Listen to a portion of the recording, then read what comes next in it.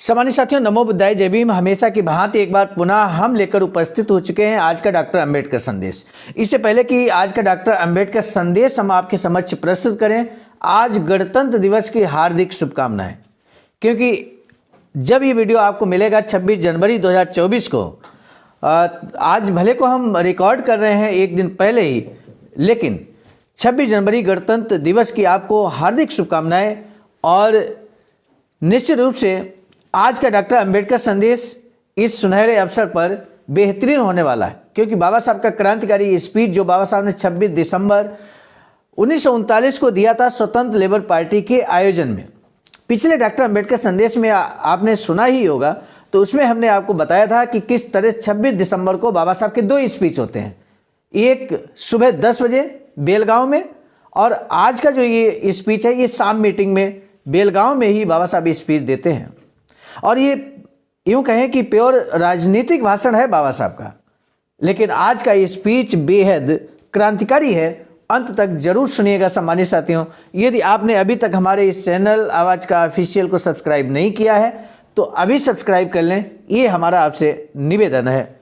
अब बिना विलंब के हम शुरू करेंगे आज का डॉक्टर अंबेडकर संदेश, जो कि हमेशा की भांति प्रसारित किया जा रहा है स्थान Buddha Bodhisattva Ambedkar international centre BBAIC, Sarnath, Varanasi, राज्य उत्तर प्रदेश, देश भारत के सौजन्य से। विषय है स्वराज आपका और राज हम पर।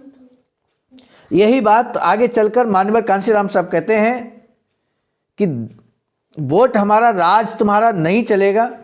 तो इसी बात को यूं कहें कि बाबा साहब की बात को आगे बढ़ाते हुए मानवर कांशीराम साहब ने उत्तर प्रदेश में और इस देश में एक राजनीति की नई किरण पैदा की और उत्तर प्रदेश में शासन सत्ता भी स्थापित की। बाबा साहब डॉक्टर अंबेडकर संपूर्ण वाङ्मय खंड 39 पेज नंबर आज हम लेकर उपस्थित हुए हैं। खंड 39 में पेज नंबर है 258 से 260 तक। तो आज के महत्वपूर्ण स्पीच है बाबा साहब का, अंत तक जरूर बात कीजिएगा। बाबा साहब अंबेडकर ने बेलगांव जिला स्वतंत्र लेबर पार्टी की बेलगांव में आयोजित हुई परिषद को संबोधित किया। अपने भाषण में क्या कुछ कहा? बाबा साहब कहते हैं, यहाँ मैं पहली बार आ रहा हूँ। स्वराज की स्थापना होने के बाद पिछले 27 महीनों से यहाँ कांग्रेस का राज था, अब नहीं है। अल्पसंख्यकों ने भगवान को कांग्रेस की सरकार जाने का धन्यवाद दिया है।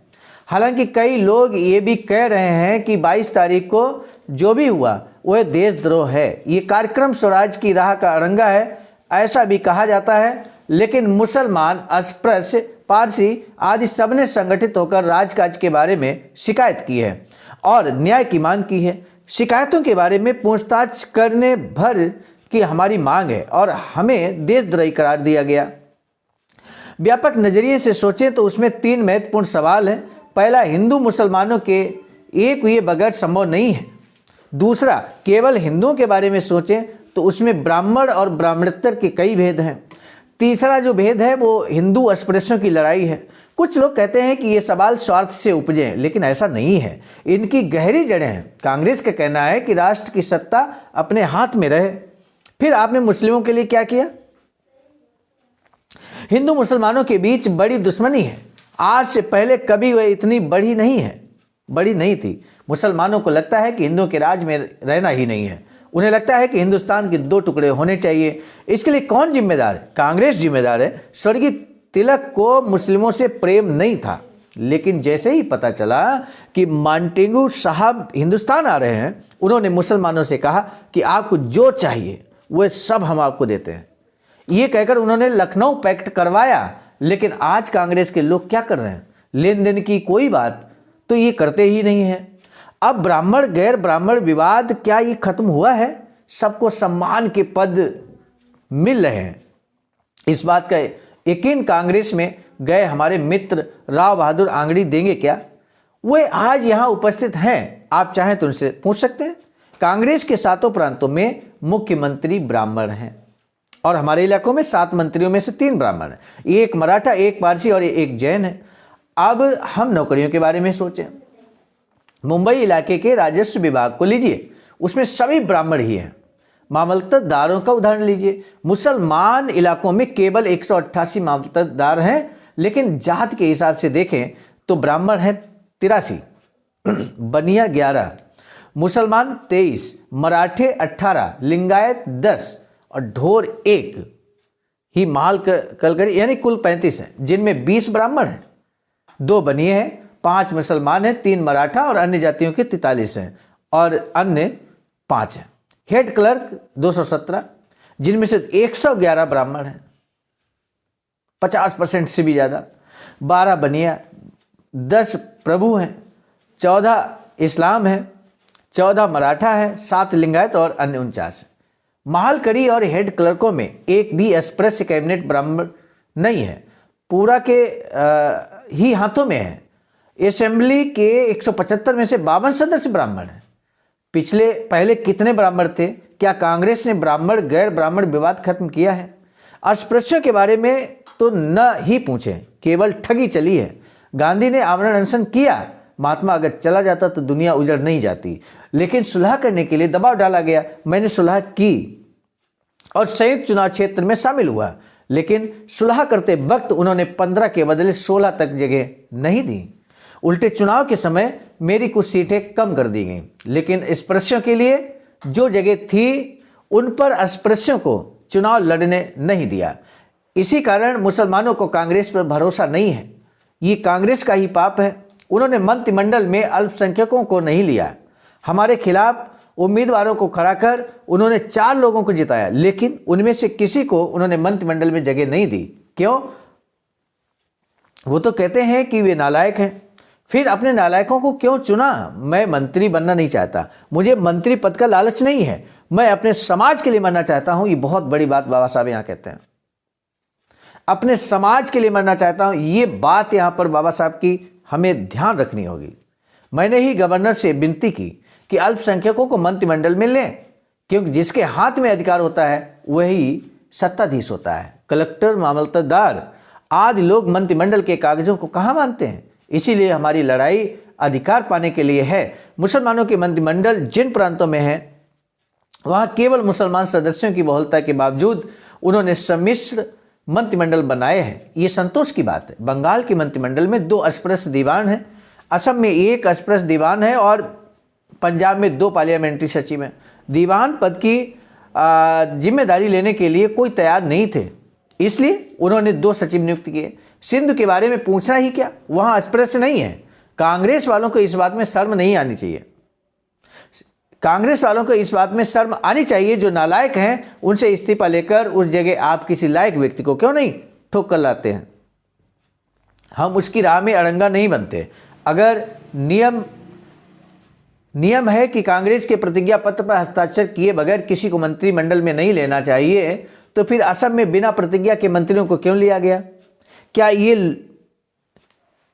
ये नियम नहीं है? मेरा झगड़ा सिर्फ इसलिए है क्योंकि मैं चाहता हूं कि हमारे लोग अधिकार में हो, आपका स्वराज और हमारा राज। मैं ये नहीं चाहता। अस्पृश्यों की शिकायतों की पूछताछ करने के लिए यहां पर एक कोटेशन जो बाबा साहब ने कहा है, इसको एक बार पुनः, आपका स्वराज और हम पर राज, ये मैं नहीं चाहता, बाबा साहब कहते हैं। अस्पृश्यों की शिकायतों की पूछताछ करने के लिए एक कमेटी नियुक्त की गई। उस कमेटी ने सिफारिशें की हैं कि पुलिस में अस्पृश्यों की भर्ती की जाए, आर्थिक प्राप्ति के लिए इस समाज के बारे में अलग से योजना बनाई जाए, फॉरेस्ट की कुछ प्रति जमीनें उन्हें दी जाएं आदि। लेकिन हमारे मोरारजी देसाई ने सर्कुलर निकाला कि जात पात का न देखकर फॉरेस्ट की जमीनें उन्हें दी जाएं, जो लगान से 20 गुना रकम अदा करें। जिसके पास खाने के लिए अनाज नहीं है, रहने के लिए झोपड़ी नहीं है, वह इतना पैसा लाए कहाँ से देंगे? माफी जमीन के बारे में तो हद ही हो गई है। महारकी पर अतिरिक्त लगान लगाया गया है। नासिक जिले के एक गांव में तो 2500 रुपये वसूले जा रहे हैं। महारकी के बारे में हमने शिकायत की है। हमसे ज़्यादा मेहनत करवाई जाती है तो पढ़ने गए नवाज मस्जिद पड़ी गले, कहावत के अनुसार हम पर 19 काम दर्ज हो गए। इसीलिए हरे गांव यानी कि अहमदनगर में हुई वतनदार महार परिषद में शिकायतें दूर करने के लिए 6 महीनों की नोटिस देने का प्रस्ताव बनाया गया। उतनी समय सीमा में अगर वह दूर नहीं हुई तो हम सब हड़ताल बुलाएंगे, पुकारेंगे। मजदूरों का मसला ही लीजिए, पहले बिना नोटिस के भी हड़ताल कर सकते थे, लेकिन इसी कांग्रेस ने कानून बनाया कि हड़ताल करनी हो तो पहले नोटिस देनी होगी। दुनिया में और कहीं ऐसा कानून नहीं है, और इस काले कानून के विरोध में 7 नवंबर 1935 को हड़ताल पुकारी गई थी। तब इसी कांग्रेस ने उन पर गोलियां चलवाकर 2 लोगों की जानें ले लीं। ये मजदूरों पर कानून के जरिए लादी गई गुलामी ही है। उन्होंने आश्वासन दिया कि 50% लगान कम किया जाएगा, लेकिन इस मामले में क्या किया गया? शराब पर पाबंदी लगाने की बात पर उन्होंने मुंबई के लोगों पर 1.5 करोड़ रुपयों का कर लगाया है। शराब पर पाबंदी लगाने के लिए मेरा विरोध है, क्योंकि मेरा मानना है कि अमीरों से वसूले जाने वाले कर का इस्तेमाल गरीबों के कल्याण के लिए किया जाना चाहिए। शराब पीते हैं, इसलिए मुंबई के लोगों पर इन्हें दया आती है, लेकिन आज मुंबई के 14,000 गांवों में स्कूल नहीं है। कोई औरत अगर नंगी दिखाई दे और हमारे पास अगर 2 रुपए हो तो उस केस के लिए चोली खरीदें या साड़ी? पहले ये सोचना होगा कि बदन कैसे ढकेगा।